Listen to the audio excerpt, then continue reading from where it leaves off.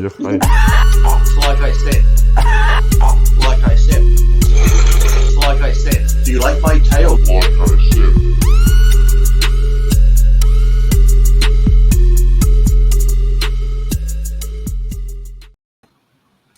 Welcome back to another episode of Iron Rage. I'm Dave Palumbo, and I'm joined, as always, by Lee Priest and our special guest, Jimmy the Bull, who's Jimmy the Bull. For a change. What's up, guys? Jimmy's driving. Look at him. Is that your car, Jimmy, or the truck you're in? That's the car. I can't hear you, man. Yeah, I hear it. It sounds like it's echoing. You better put it on your headset. My headset. This is a new phone, and I can't. I can't hook the headset up to the fucking phone. I'm fucking illiterate. Go to Bluetooth setting, Jimmy. Go to the Bluetooth setting. There's got to be a way I can hear. Hold on a second. There's got to be a way here. He's illiterate, Lee. Go to settings. Click on Bluetooth. There you go. Yeah, exactly. Settings and Bluetooth will help. I don't understand this. You work on it. I'm going to talk to Lee for a minute. I'm taking you out of the conversation. So he's got problems. Yeah, he's going to get mad at me now. He's going to think what happens is whenever I do stuff like this, then he thinks I'm mad at him, and he'll wait like 3 days and then he'll call me up and say, "You mad at me?" I was going to ask him. That's what I'm going to do. I'm going to drink a bottle of fucking Jack Daniels and ding, and that's it. Happy Thanksgiving, motherfuckers. You know, it's funny that you mentioned Jack Daniels. Yeah, can you hear us? Why can't I fucking hear you? Let's see what this thing says. It says you're on the show. Everyone can see and hear you. Oh, that's great. We hear you fine. I don't know why you can't hear us. We can hear you. I got the fucking volume up. I don't understand, man. You got the. What's the problem? Let me try something. Hold on. Have you got the mute button on the bottom, Jimmy? The weird thing is he sounds pretty good. I don't know why we're delayed in what he's hearing of us. I can hear us echoing. Oh. I can hear us echoing. Yeah. Hello. Yeah. Oh. Oh, wait a minute. I think I got it. Yeah. Wow. Yeah. Oh yeah, I got you on the car. We can hear ourselves talking now. Oh, you can? Do that. Yes, it's echoing. Yes, it's echoing. Wait a minute, I'll lower it. How about that? Hold on, you can get it to play on the speakers. Why can't you get it on your headset? I just told you, I can't get I just got this thing. It's the 14 Pro. I lost all my apps. I got to remember user ID, fucking mom's maiden name, fucking password. I can't, I got to go back to the store. All you got to do is put the headset in your ear. It don't. Put it in. Go to the Bluetooth setting. I can't believe put it in. That sounds very sexual. Put it in. I'll put the fucking thing out. I'll tell you. I'll get the fucking thing down. Hold on. It's like Lee. It's like my father. It's like you have to teach him how to work the remote control of the TV because he got a new TV. All I can hear is our voices in Jimmy's car. Yeah, I had to kick him out of the studio.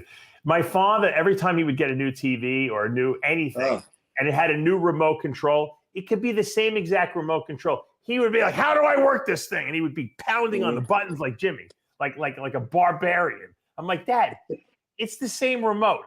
It's got the same input. It's got the same on-off switch. What's the problem?" Well, how many people's homes do you go to and look at their kitchen stove or microwave and the clock's still not fucking set? Yeah, exactly. You got it on? Okay, it does. It's not. Is it working? Yeah. Probably not. Dave, can you hear us? Lee, you hear us in the headset? No, it's not working. Now what you got to do is you got to turn on your Bluetooth. And discover. You got to try to discover the headset. Go to the settings on your phone where it says settings. Click on Bluetooth, and it will find your headset. Swipe down, right? Oh yeah, I think you're right, Lee. Go to settings, Jimmy. Here. He's not gonna be able to see him. And I'm in settings right now. All right, now click on Bluetooth. Click on Bluetooth. Yeah, I'm at Bluetooth. Is it on Yeah. the Bluetooth? I can't believe I'm doing this on the air. Turn Bluetooth on. Now this is educational, Dave. It's not working. Is the Bluetooth activated? Is the green light thing on there? Green little thing. Yeah, it's on. It's not. Nothing's happening, All right, man. now It's you It's gotta finding. the fucking Discover. Discover. At the bottom, you see where it says No, there's no other Discover here, man. You probably have to push the button on the Bluetooth headset. It probably has a discovery button, so it can recognize the thing. I can't believe. Welcome to RS. I gotta be nice to you. It's like my dad. It can't be rude to him. Thank you This for fucking calling. thing ain't fucking working. Forget about it. I gotta fucking be over. I gotta go. The fucking thing ain't working. Oh, on the thing. Oh, Jimmy, pick that thing up. Pick that thing up. The headset. Turn your car off. Is there a little button on there to push? I can't see it from Yeah, there. on the top. All right, push it in. Hold it Yeah, in. there's a little. Now look on your phone and see if the phone is finding the Bluetooth device. Go to the Bluetooth there thing again where you just were. Just turn your car off and have it come through your phone speaker. I don't know why it's not. Yeah, but working it wasn't doing that. It's not working through the fucking. Hold on, let me pull it out. What are you? Fuck, get the fuck out of You're here. gonna start smashing Hold things on. pretty soon. Like See, the I Hulk. just unplugged it and I don't hear anything. I got the volume all the way up. I'm fucked. It's not working. Fuck it. You must have the Fucking not working. mute button. Now you sound great. What are you doing? Push the speaker. Push the speaker button. Yeah, but I can't hear you. Yeah, because you probably don't have the speaker on. You got to just the phone has got to discover the Bluetooth headset, Jimmy. Yeah, I know. I follow what you're saying, but it's not happening. It's not happening. You Is don't that see it Jimmy's popping up on the ear or screen? asshole we're looking at?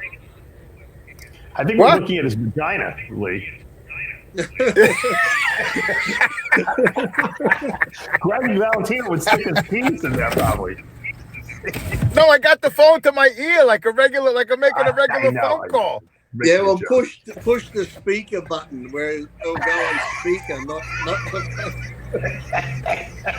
Yeah, but there is no speaker button because I'm on the show. There's no fucking loudspeaker button, man. Hey, Jimmy, I was drunk yesterday. Have you been drinking already? I was going to talk about Lee's drinking. I wanted Jimmy to even hear us first. Oh my God. He's Hold on. got to have some setting that he's not This doing. is terrible. This is terrible. Fucking terrible. Jimmy, there's got to be a way for the iPhone to recognize the headset. Dave, I've been doing this I got the phone 2 days ago, bro. I've been doing this for 2 days. I got to go back to the fucking Verizon store, the people that fucked me from the beginning, and I got to go back there. It is very complicated. I can't do it. I called my brother before, and he said he's going to stop and help me. I got to go back. These people, I went through fucking hell to get this phone. Somebody stole the first fucking phone, bro. Somebody signed for it. I waited till Tuesday. Do me a favor. Take the phone, get to the Bluetooth section again. I want you to turn the headset off and then turn it on and see if it pops up on the screen that the Bluetooth recognized it. While you're doing it, I'm removing you from the thing because it's annoying me to echo. Unbelievable. If anybody else has any technical questions, please send them into Iron Rage. Yeah. Did you listen to After Hours this past week? I was just watching the one now with Greg and that on where I'm up to the bit where what's his name was talking about the girl if she had a penis. This was the show was the most politically bad, terrible topics that you in a million years you wouldn't think that YouTube would let us monetize. That show was fine, but I did an informational video on like your health, and they said it was, the topic was inappropriate. They wouldn't let us monetize it.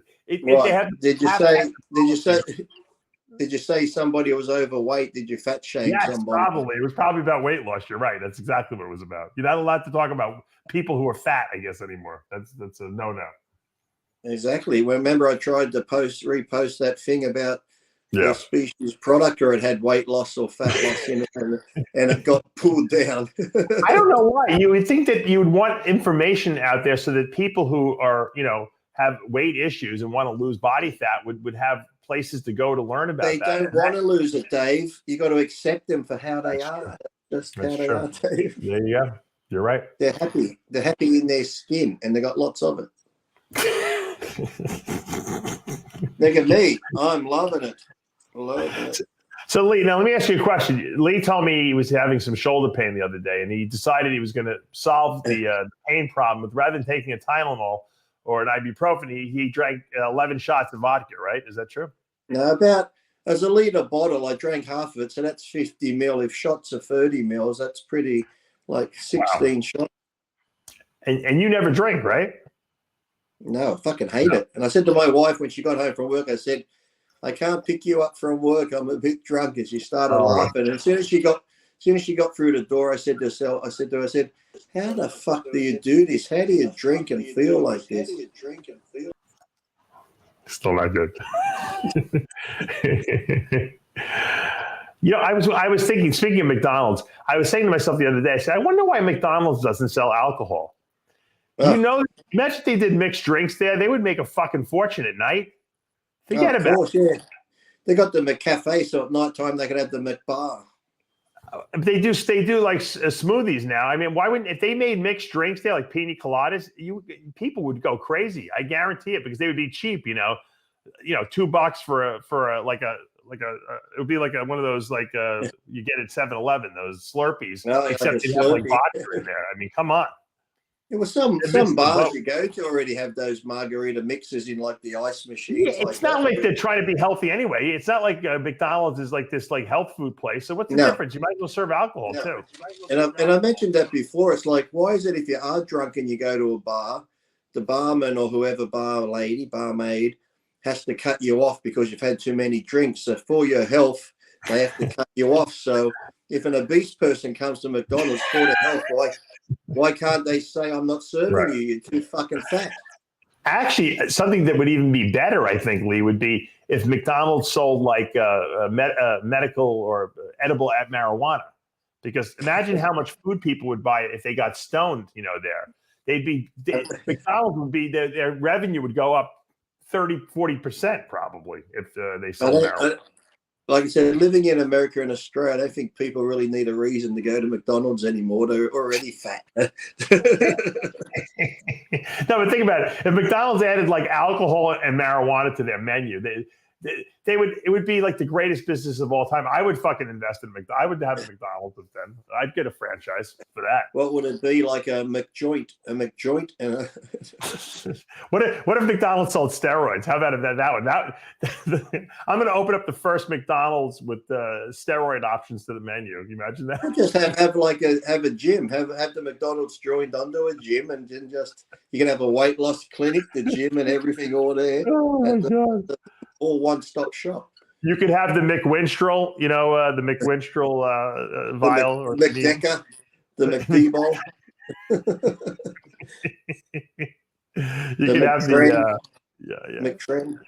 Yeah. Instead of French fries, they can give you like the same French fry thing, but they put syringes in there. Yeah. So you can get like a 12-pack of syringes. Can I get the McTrend large meal, please, with a side of McD bowl and some fucking. I'd like some chicken McDecker, with my. and I'm blasting. So can you supersize it this month?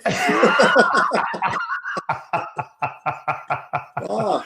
I want a McDecker Happy Meal with the side of syringes and a Diet Coke. How's that work out for you? And you get one alcohol swab in there as well as. Yeah. Actually, I don't want the diet. Hold off on the Diet Coke. And you want Mr. Palumbo? You would like a shake? No, I don't want a shake. How about give me a small suspension, test suspension? Yeah, with a side of clang. yeah, I'm on a diet. Can you put it aside a coin with that, please? Yeah. Can you imagine it? We'd make a fortune. Yeah. Oh, yeah, without a doubt.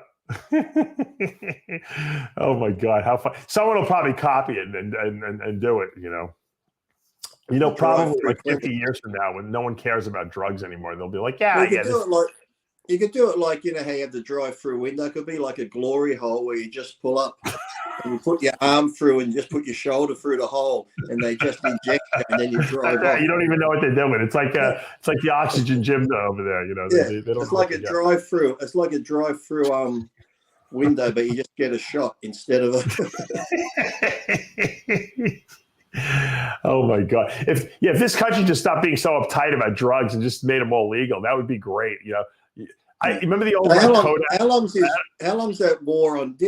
Wasn't Reagan back then even started the war on drugs? It's working really well. Yeah, just say no. Yeah, I know. But can you imagine? Think about this. You remember the old photomat things you would drive? I don't know if they had them in Australia. You would drive up to the photomat. You give them your film, and then you come back in like an hour, and they'd have your pictures. That was exciting days. You remember that? They're exciting. Then you could get 2-for-1 prints and that. Then it'll be like, this is where people have said they don't realize how good they got it, because how many times would you go on holidays?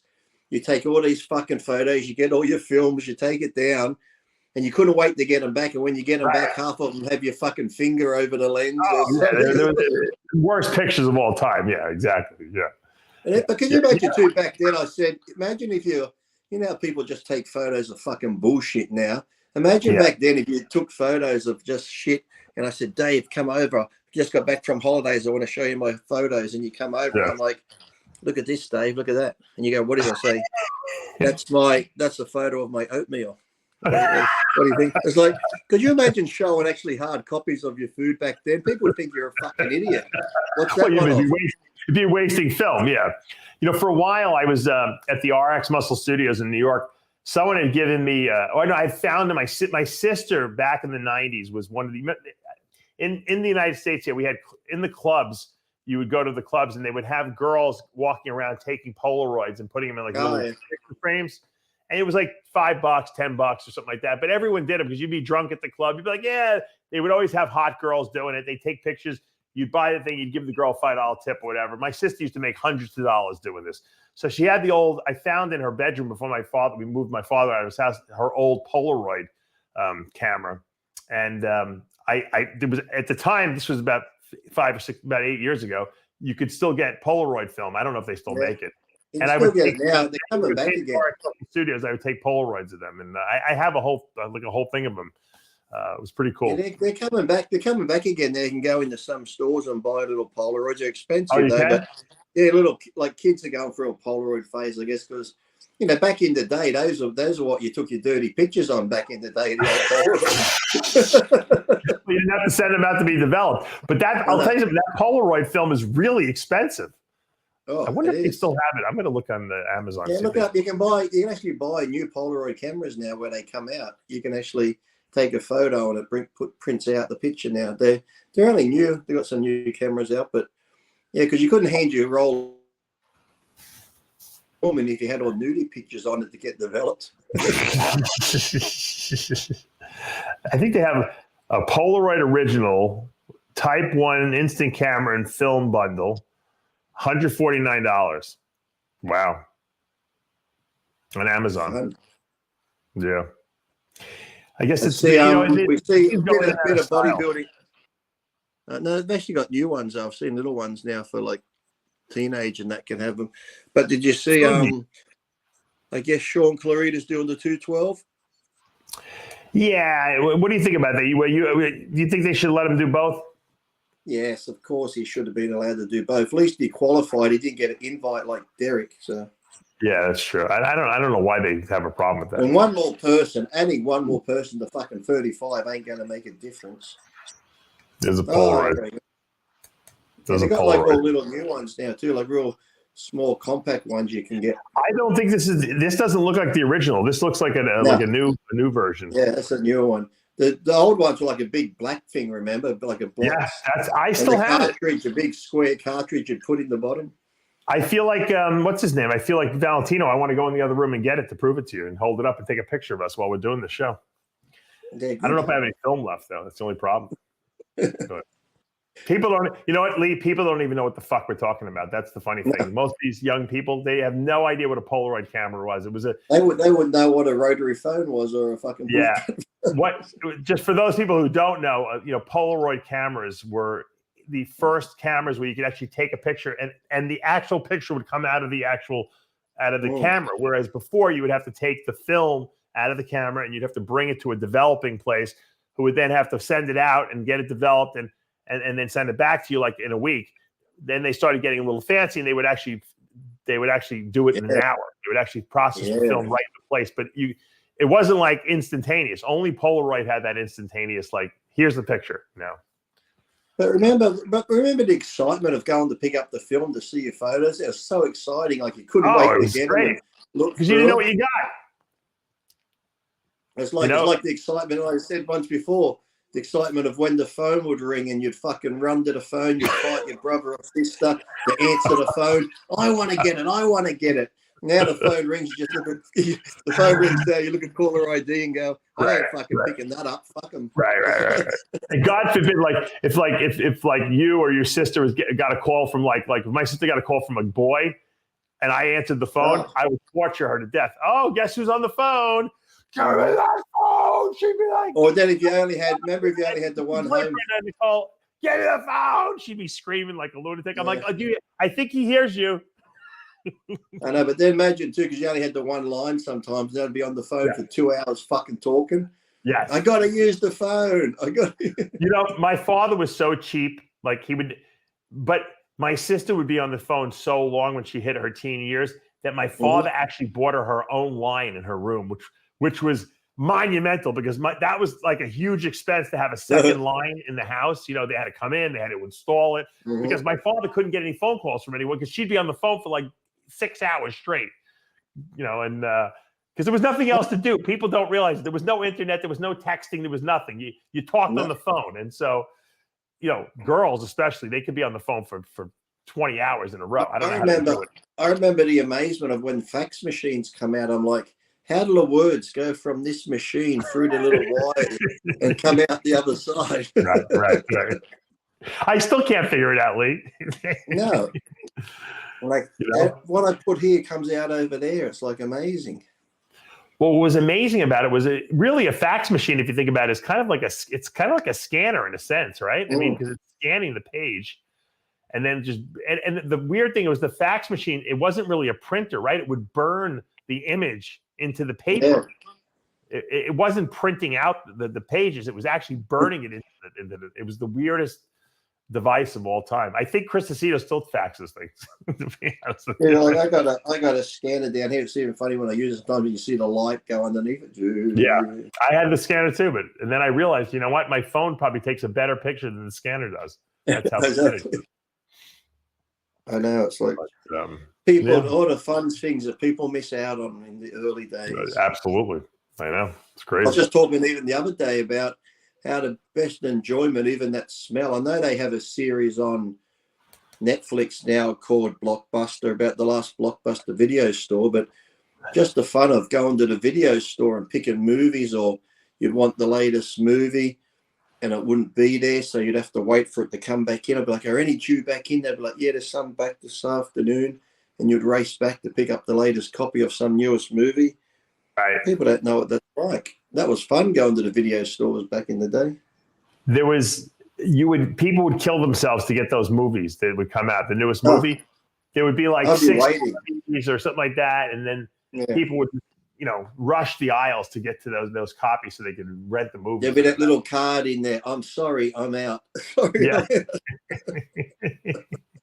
And if you got a copy, if you just happened to walk in, luckily, and they just happened to put the new movie out and you grabbed it by accident, I mean, it was like It was like you hit the lottery ticket or something. I knew the girls at the video store, so I'd know when they're coming in. So I'd get there and actually wait while they're unpacking them. As they're unpacking them, I'd be fucking taking them. Lee was schmoozing the girls at Blockbuster And Video. half the time, too, but I'd always take like 4 or 5 because there's nothing worse when you rent a movie, you take it home and it was fucking shit. I was like, oh, this is crap. Yeah. It's Well, not like you can just turn like it off. buy one or you rent 2, you get one free or something like that. They had all kinds of weird deals like that.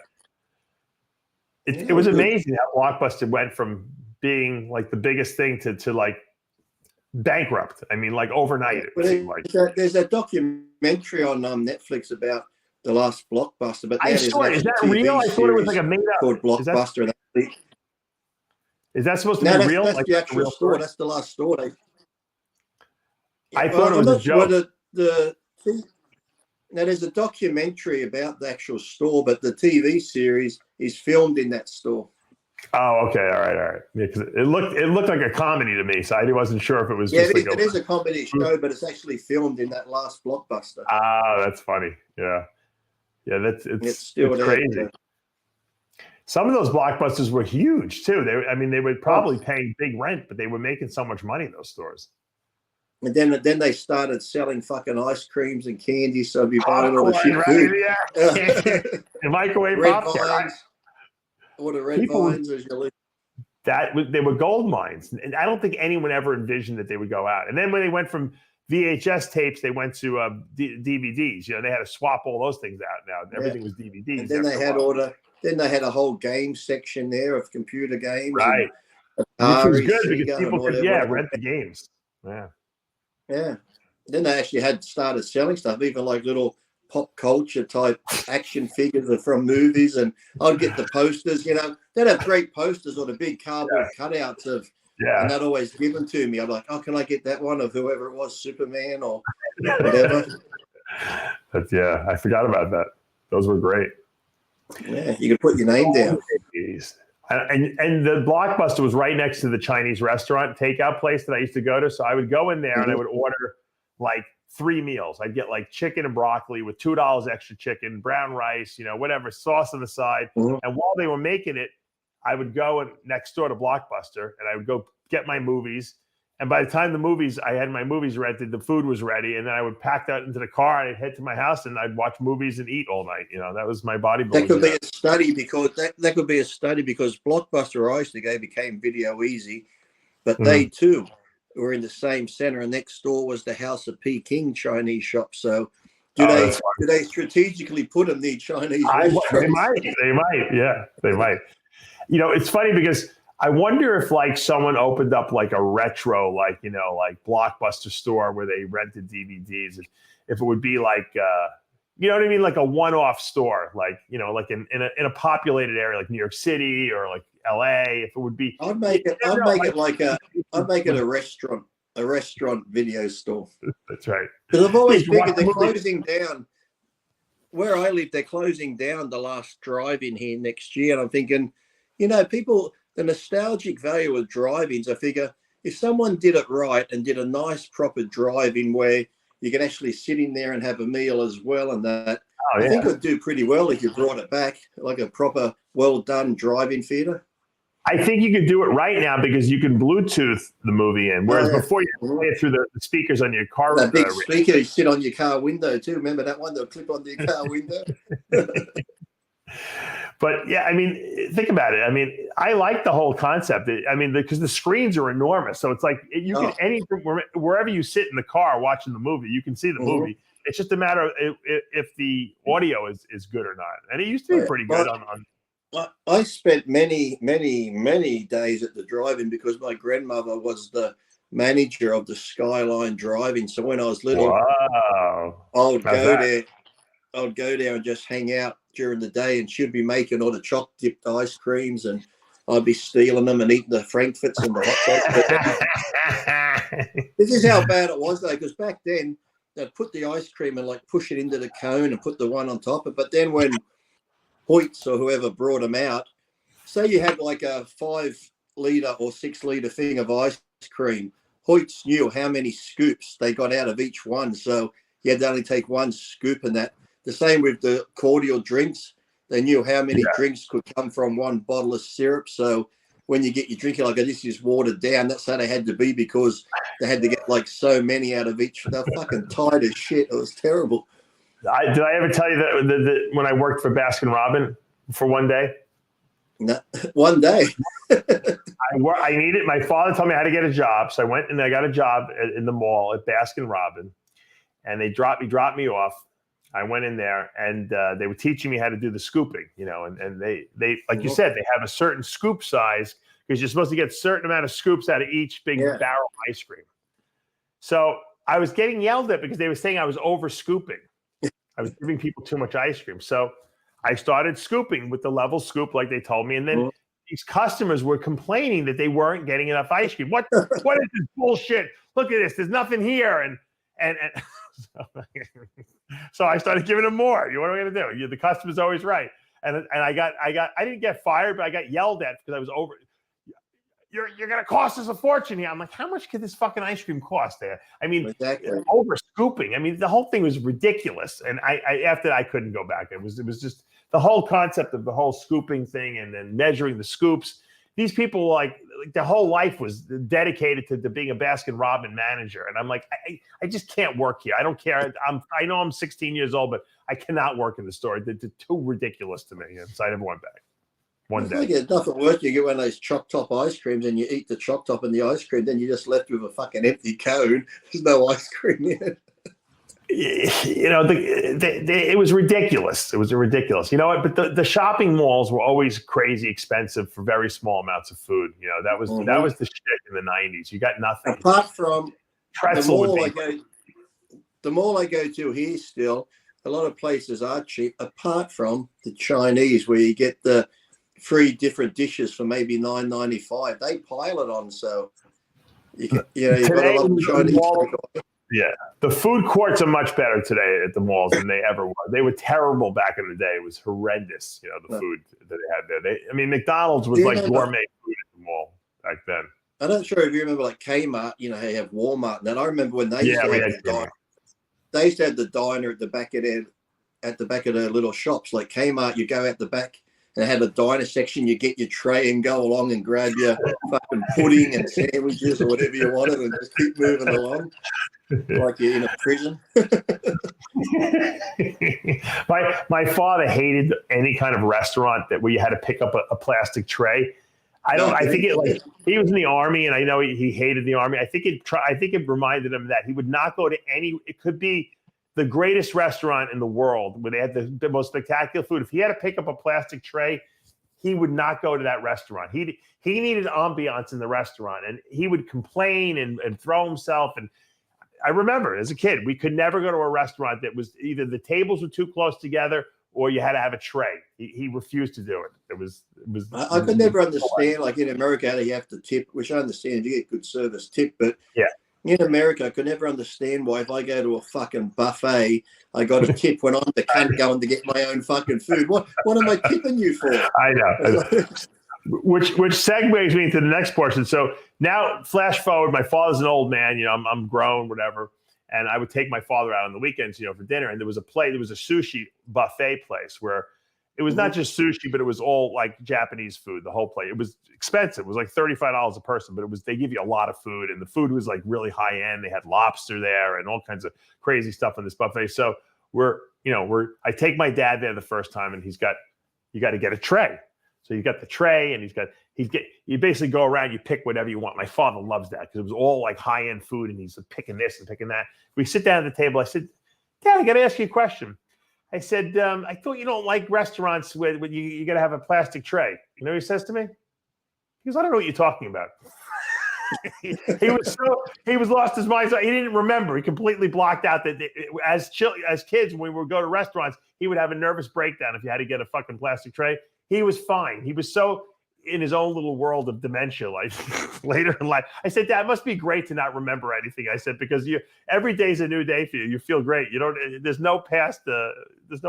If you had something stressing you out today, tomorrow, you'd forget about it. That's Romano. Romano said that dementia is the greatest gift to old age. He goes, because every day is a new day for you.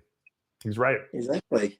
unless you had some bills to pay and you keep forgetting about them on that day. But did you see? Did you get your new Fozzie shirt? Look at my new Fozzie shirt. They sent me. now I've got one that color though. I've got that color. They sent my wife a blue one, which I really like better than the green one actually. But it was like a girl shirt. I got like a darker royal blue type one in that color. Yeah.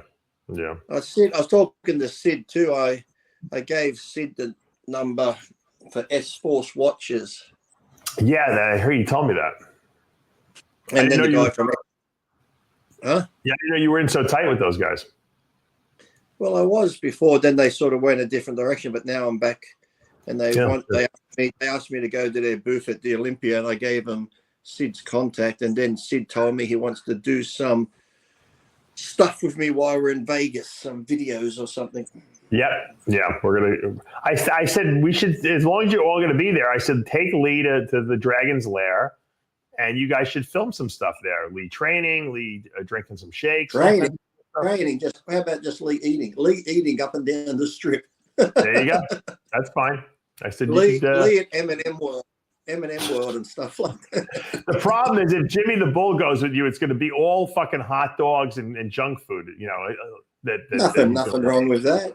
Nothing wrong with that.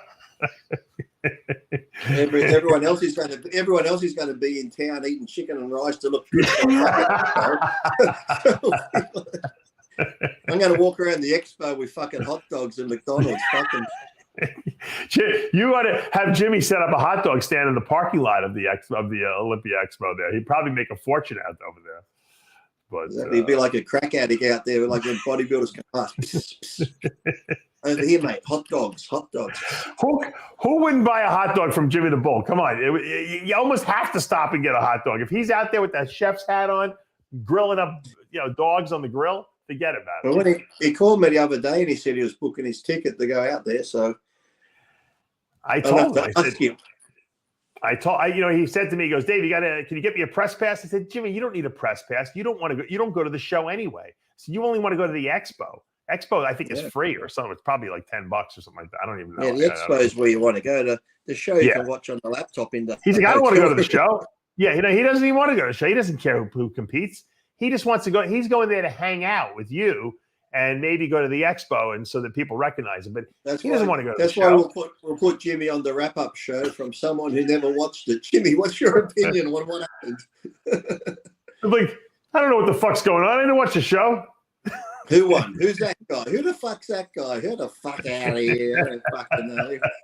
If these powerlifting guys or the strongman guys they would get Jimmy the Bull to commentate on the strongman event. That would be great. Put him and Kazmaier on. Actually, Jimmy would actually be a good commentator doing that sort of thing. Be awesome. Let him comment really on. He'd have to do a little research on who the guys were, but he would be great. What a colorful personality, to have him comment on all the strength acts and stuff like that. No, you're going to have who you got commentating this time? Phil Heath, isn't it? Phil Heath and some others, or I think it's Phil Heath. I don't know who else is going to do it with him, but I think Phil will be good in the booth. Yeah. But these guys don't realize, Lee. It's not so easy. Sean. Yeah, it's better than Sean. They might have both of them. What these guys don't realize though is when you're in that booth and you're doing the live play-by-play, and you got to talk. It's long, Lee, because you got a lot of classes to go over. It's not a 2-hour day. It's like an 8-hour, type of situation because you have to comment. You have to, give criticism, constructive criticism. You got to give background information, and it's not an easy job. So I always take my hat off because I've done it many, many times. Even with people I didn't even know who they were. I just had a list of names. And I had to critique them, as I'm looking at them on stage when I went to do the Latin American, amateur Olympia there in Acapulco. I didn't know who those guys were. I had to just do it ad lib it.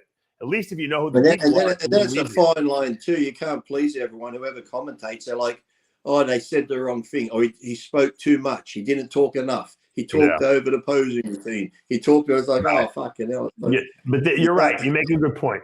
You can't talk when people are doing like a fitness routine or a posing routine to music, because what's going to happen is you're gonna ruin it because people want to hear the music and want to hear them posing.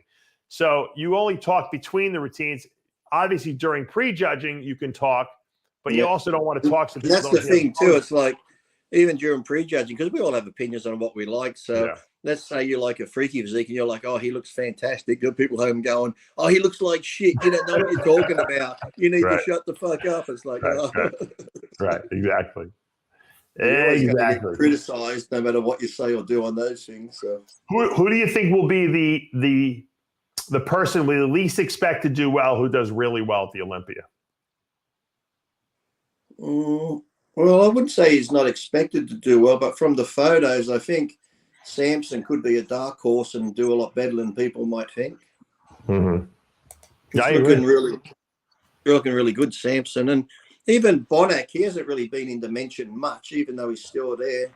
He could shock a few people, but kind of like I said, if Rami, let's just put Rami in first, from second down to say 10th, it could go fucking anyway, whoever's in shape and what the judges look for, because even from second to 10th place, they're all high caliber athletes there. So it could be, you know. That's Samson right there. And like I said, overall, even like I said, he's got good calves. Everything is well balanced. So yeah. So he's looking good. He definitely added a lot of muscle this off season. And he's working with Milos, so Milos should bring him in nice and full. Assuming he doesn't overdo the insulin, but yeah, I mean, you would think so. What about Derek Lunsford? He could be a dark horse.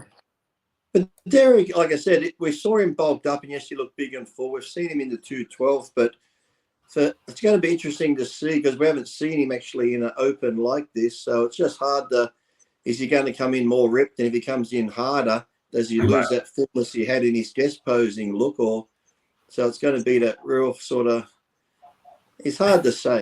Hard to say where he's going to be. He might, I'd say he'd probably be in the top 10, but just hard because, like I said, if he gets too lean, will he lose that freaky full look that he has right now? Or yeah, I mean, well, he doesn't have to make a weight, so that's definitely going to play to his advantage.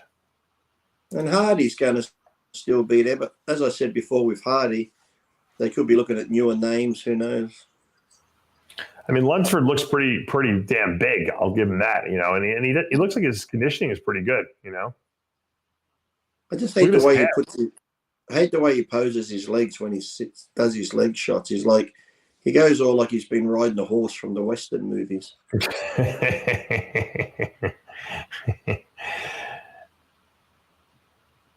I always tell people, because people are like, oh, Lunsford could be the surprise. I said, well, how does Lunsford do against Nick Walker? Who wins? Nick. Right. So Nick beats him.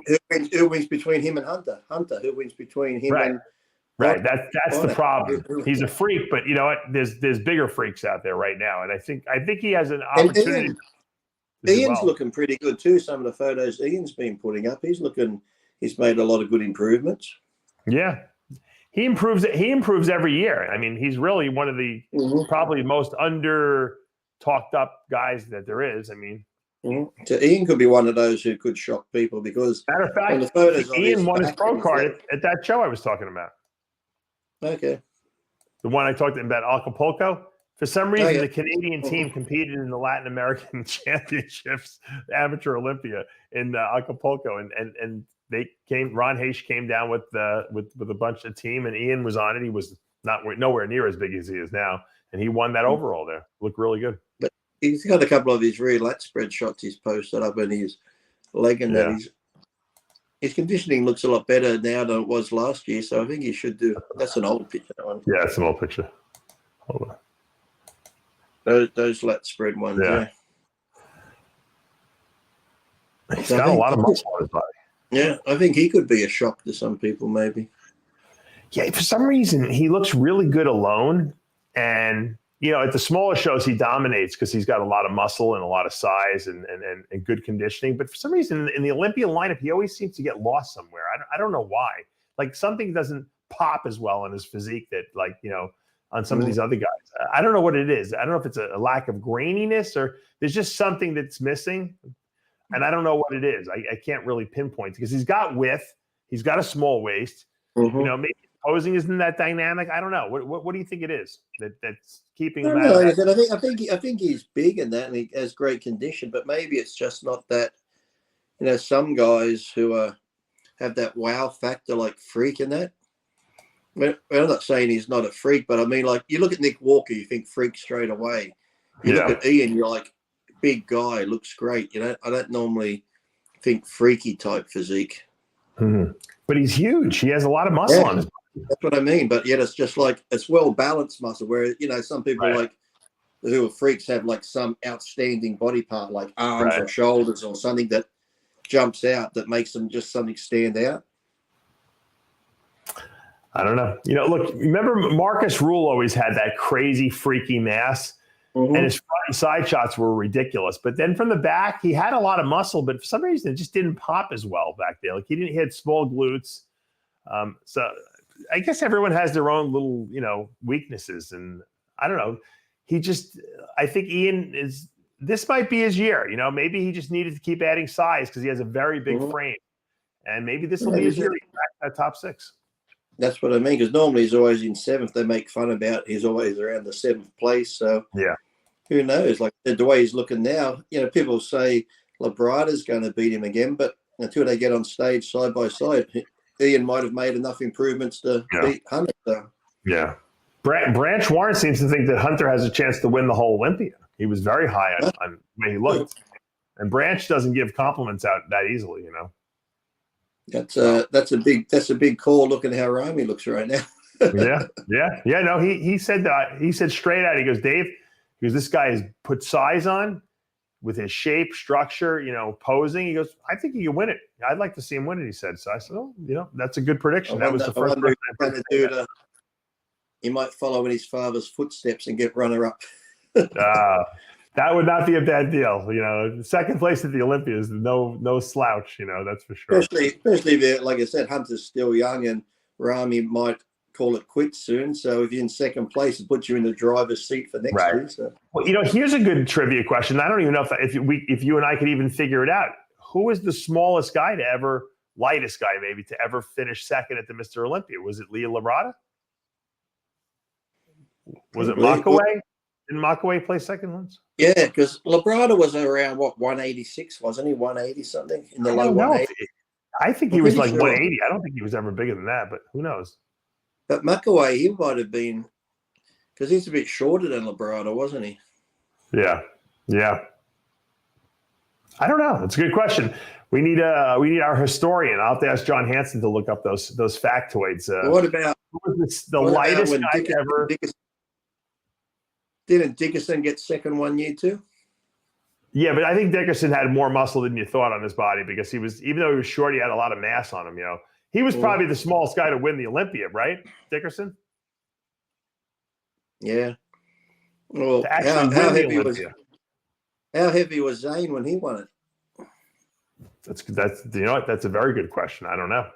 He might have been like 180 pounds too. Who knows? I thought someone said once that Zane was like 170 something when he won it. Yeah, I don't know. He looked bigger than a middleweight to me, but you never know. It's possible. It's an illusion on stage, Dave. An illusion. Yeah. We need to find the factoids. There's got to be someone. I wonder if they have it. Anyone has it. I wonder if Google has it. Let's see. Let's Google it. Google would have their body weight. I always thought Labrada was 184, 186-ish. He was not heavy at all. Frank Zane was the lightest Mr. Olympia. Oh, someone's asking if he was.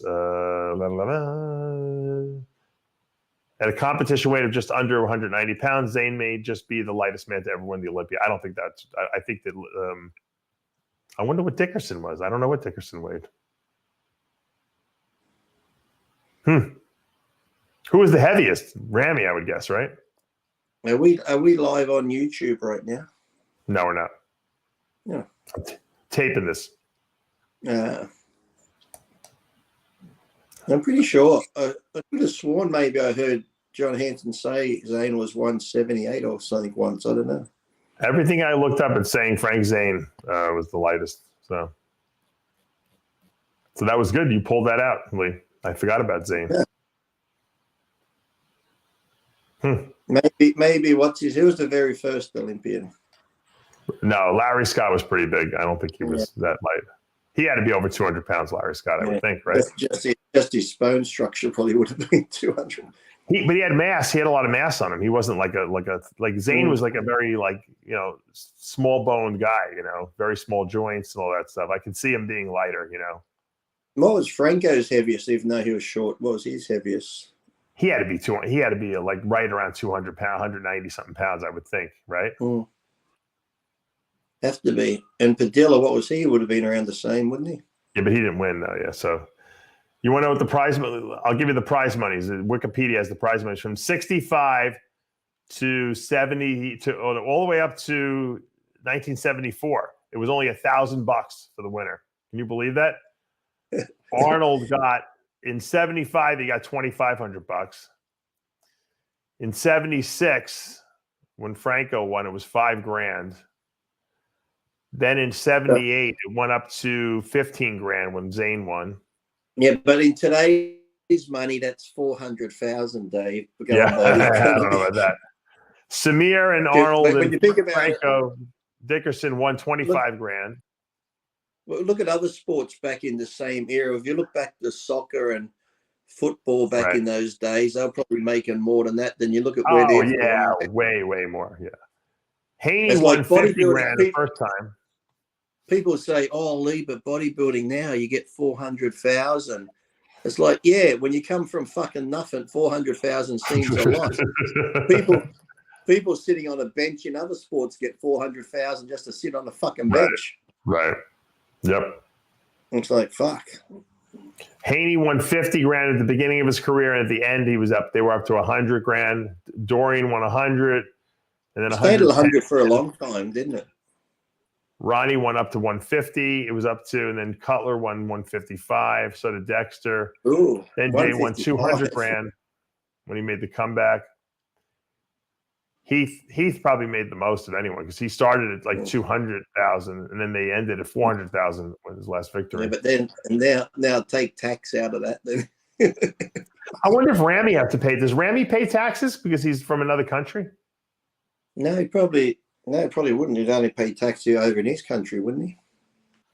I don't know. I wonder if he has to pay if he's in Vegas. I wonder if he has to pay what's it called, Nevada state tax on the money he made. I don't think so because you don't actually get the money that day. So it's like I don't know. You never know. You never know. They could wire it to him in Bitcoin in a week's time. Yeah, exactly. All right. I wonder how much money that is in his country, though. Probably be a bit, wouldn't it? 400,000 in. I don't know. His country. Where's he? I mean, where's he living? He's living in Dubai now. Dubai is probably worth less money. It's probably the money is probably worth more in Dubai. Worth 200 rupee. What is 400,000 worth in Australia? It's probably worth a lot. I'm sure your money sucks right now. Well, yeah, I think our dollar's like 64 cents. So yeah, it's terrible. 400,000 would be close to $700 and something thousand. That's crazy. Yeah, but it costs $700,000 to buy a Mercedes there. That does actually the top of the line one. It's crazy. But the thing is, like when I go to America next month, it's like you can take $1,000 to the thing and go, I want to exchange this to American dollars, and then you get like 600. You're like, what? I fucking lost $400 before I've even left the country. You know what? You're better off just using your credit card. I wouldn't even change any money if I were you, to be honest with you. But, I don't. Half the time I don't. I have maybe $50 in cash or $100, but then the rest I just use the card. Jimmy makes more money driving his truck than over here than they make in Australia. I'm sure a lot more. So, all right. Well, we'll be doing our pre-Olympia show. We're going to be getting you on for some Olympia predictions and all that other good stuff over the next week or so. And hopefully Jimmy's worked his phone out in the next day or so. We're going to hear him bitching. You know that he's going to try to murder the guy at the Verizon store because I'm sure the guy's going to be like, you just have to turn this button on here. Why the fuck did you tell me? They'll be like, you didn't ask. Jimmy will come back and tell us it was some big thing. He won't just say it was that button. He'll say, no, Dave, it was this, it was that, it was. Yeah. He just had to flick the switch. Yep. All Or right, maybe well, it wasn't guys, connecting to his Bluetooth headset because it was connected through his car. That's probably why it wasn't connected to his headset because he had to come through the. that's what I think is going on. I think we were hearing the echo in his car. You're right. Yeah. He probably couldn't get it off the car thing. That's exactly what was happening. It's connected to the Bluetooth in the car, so when we spoke, we hear it coming out the car speakers. Right. So You're right. That's exactly what was going on. That's why I said turn your car off, Jimmy, and just fucking. He should have just turned the Bluetooth off. He could have just done it right out of the phone. It would have been better, probably. I didn't even think about that. So I'll call him up. I'm like, why did you just turn the Bluetooth off? Why the fuck did you tell me that? I would have done it. I don't think you wanted me on the show. That was the problem. You and Lee wanted to be alone. You didn't want me intruded. I waited all day sitting here in the car in a nice sunny spot to talk about the sun. Tell him he's got one last chance. Ditch. He's got 5 minutes to call in and tell a story.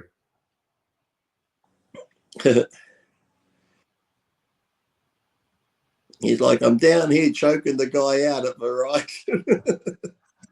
Is that what he said? No, I can't look at I'm on my phone, so I can't. Oh, yeah. All right. Well, I got to wrap this up anyway. I got to go do some work. But Lee, thanks for joining us. And don't do any more vodka shots because I don't want to hear any. I don't want to get any calls from the emergency room, Lee, where they got to pump your stomach or anything like that. I did an hour cardio this morning. I'm not going to train today because yesterday all I had was a bowl of oatmeal and then I drank, so I didn't eat all day. You know what? You know what's going to happen? We're going to get now. The rumors are going to start that Lee Priest tried to commit suicide by ODing on alcohol. You know, we're going to get all the room. Probably Nick Trigilio will do a show on how you're. I think I'd find a better way than alcohol to fucking do myself. Nick Trigilio's going to do a show on how Lee's depressed and he OD on alcohol. He drank a liter of vodka. You know, didn't eat any food during the day, but seriously, I don't know how people drink because I felt like shit, and then I slept okay because I did take my Somalize still. Right. But yeah, when I woke up a couple of times to go piss, just that horrible stale fucking taste in your mouth and shit from it's like, how the fucking ugh. One of the main things you have to do if you drink, you must hydrate after you're done drinking. Like in other words, if I ever. The few times I didn't really do it that much, but I went out drinking a few times. When I would come back, I would make a huge pitcher of like a protein shake. I'd throw fruit in there and I put multivitamins I pour in there, blend it up, and I guzzle it down and go to sleep. This way, when I woke up the next morning, I didn't have a hangover, you know? Oh, yeah. If you don't drink, you feel fucking. I always try and drink fluids or Gatorade. If you don't, the next day, you just feel like a zombie, almost like that morning of the contest. You just feel like you. It's the same thing, Lee. You know why? Because your brain is dehydrated. When your brain gets dehydrated, you get a hangover feeling. You get a headache. And that's exactly what people wake up in the morning with because they're on diuretics. It's the same effect as drinking alcohol. So you're basically giving yourself a hangover is what you're doing. So the joys of bodybuilding. The joys of bodybuilding. Yeah. As Lee would say and McDonald's would say, have a great day, everyone. And we'll see you back again next week.